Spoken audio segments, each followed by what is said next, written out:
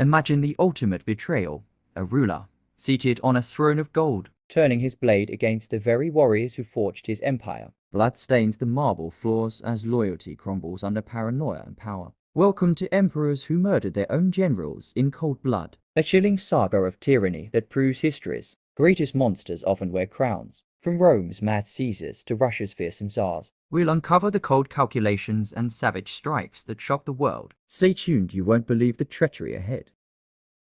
In the heart of ancient Rome, where eagles soared and legions conquered, two emperors embodied the depths of imperial madness. First, Gaius Julius Caesar Augustus Germanicus, better known as Caligula the Little Boot who grew into a monster, ascending the throne in 37 AD at just 24. Caligula started with promise, showering the people with games and tax relief. He humiliated his generals, making them run miles beside his chariot like common slaves. Caligula's own Praetorian Guard, sworn to protect him, suffered his whims. He threw spectators into arenas, to be mauled by beasts if the games bored him. But his betrayals ran deeper. He raped the wives of his officers, boasting of it at banquets. In cold blood, he ordered the execution of Macro, the very prefect who helped him seize power. Macro's loyalty was repaid with a staged trial and death. Caligula's paranoia peaked. He executed anyone suspected of disloyalty, including generals like Caligula, accused of plotting while on campaign. Yet Caligula's end came from those he tormented most. In 41 AD, during the Palatine Games, Praetorian officers led by Cassius Caracalla ambushed him in a tunnel. Caracalla, mocked for his high voice, struck first, cleaving Caligula's jaw. As he screamed, he was still alive. They stabbed him 30 times, echoing the wounds of his idol, Julius Caesar. His wife and daughter were slain too, ending his 4-year nightmare. But Rome's horrors didn't stop there. Enter Nero Claudius Caesar Augustus Germanicus, adopted heir who became synonym for depravity. Crowned in 50 for AD at 16, Nero's early years shone under tutors like Seneca. He built grand projects, hosted spectacles, yet ambition festered. To consolidate power, he poisoned his stepbrother, Britannicus, during a family dinner. The boy's convulsions dismissed as epilepsy.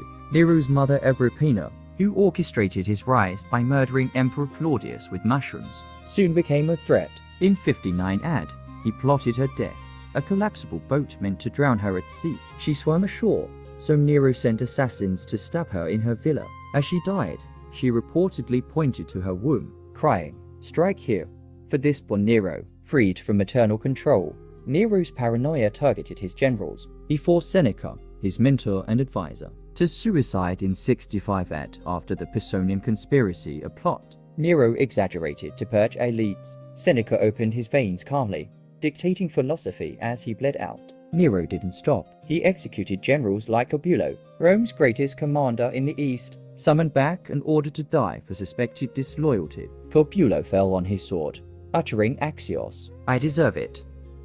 Nero's cold-blooded killings extended to 18,000 in purges, while Rome burned in 60 for AD. Legend says he fiddled. Actually, he sang from a tower. He blamed Christians, crucifying and burning them alive. His betrayals culminated in revolt. Generals like Galba rose against him. Abandoned, Nero fled, stabbing himself in 68 AD. Shifting to later Rome, where familial bonds snapped like brittle swords, we meet Lucius Septimius Bassianus, renamed Caracalla after his hooded cloak. Born in 188 AD, he so ruled with his father, Septimius Severus, and brother, Geta from 211 AD, but shared power-bred hatred. Caracalla, hot-tempered and militaristic, clashed with Geta's scholarly ways. Their mother Julia Domna mediated, but tension boiled. In December 211 AD, during a supposed reconciliation in her apartments, Caracalla struck. As Geta embraced their mother, Caracalla's centurions burst in, stabbing Geta repeatedly. He died in Julia's arms, blood soaking her robes. Caracalla claimed self-defense, but it was premeditated murder to seize sole rule. To erase Geta, he damned his memory statue smashed, names chiseled from monuments in Damnatio Memoriae. But Caracalla's paranoia didn't end with kin. He purged 20,000 of Geta's supporters in a single bloodbath, including generals and senators slaughtered in their homes. His cruelty extended to provinces. In Alexandria, offended by a satire, he massacred thousands. Soldiers herded citizens into squares for slaughter.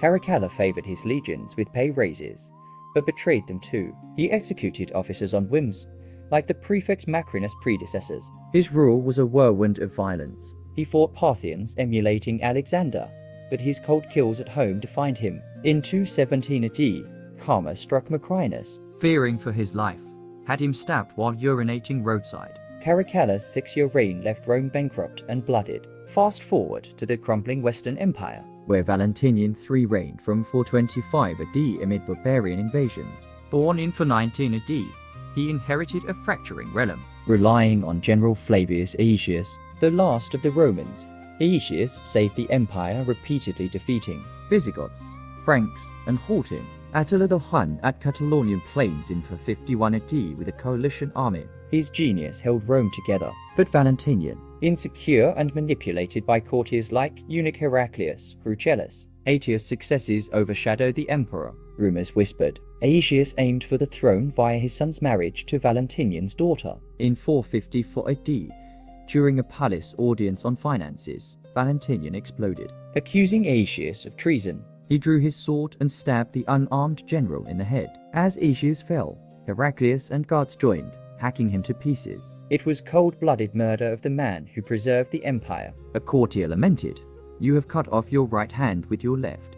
Indeed, without Aetius, chaos ensued. Attila invaded Italy unchecked. Vandals sacked Rome in 455. And Valentinian's betrayal doomed the West. His own end came swiftly in 455 AD. Aetius' loyalists Optila and Throstila stabbed him during military exercises, avenging their master. No one mourned. His head was paraded on a spear. These tales reveal how envy turns emperors into assassins, felling the pillars of their power. Venturing east, Russia's first Tsar, Ivan IV Vasilievich the Terrible, epitomizes cold tyranny. Crowned in 1547 at 16, his early reforms modernized Muscovy, but after wife Anastasia's 1560 death, paranoia gripped him. Convinced Buyars poisoned her, he unleashed the Obriknina, a secret police terror from 1565 to 1572.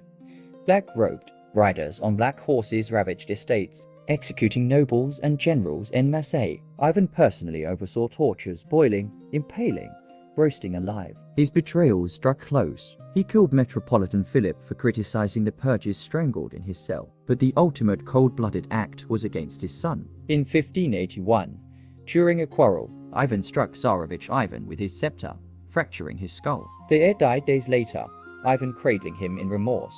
Yet it was no accident Ivan's rages were calculated. He eliminated rivals like Prince Vladimir of Storitsa, forced to drink poison with his family. Generals faced exile or death. Adashef and Sylvester, early advisors, perished in prisons.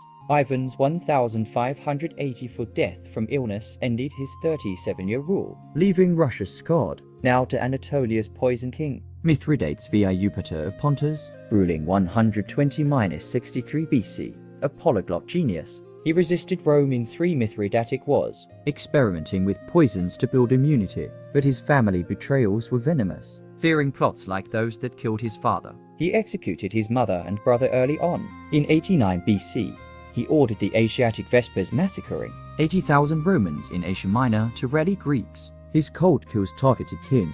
Son Mashaz, ruling Bosporan Kingdom, sought Roman alliance. Mithridates invaded, had him killed, seizing the throne. Another son, Pharnaces II, later betrayed him. Mithridates' paranoia led to executing generals suspected of disloyalty, like Archelaus, who defected to Rome, defeated by Pompey. He fled to Crimea in 63 BC, facing revolt led by Pharnaces. He tried poison, but immunity foiled it. He ordered bodyguard Bituitus to stab him. Mithridates' 57-year reign blended brilliance and brutality, his betrayals fueling endless wars. These non-Roman tyrants proved treachery transcends borders, as emperors slay saviors to cling to crowns.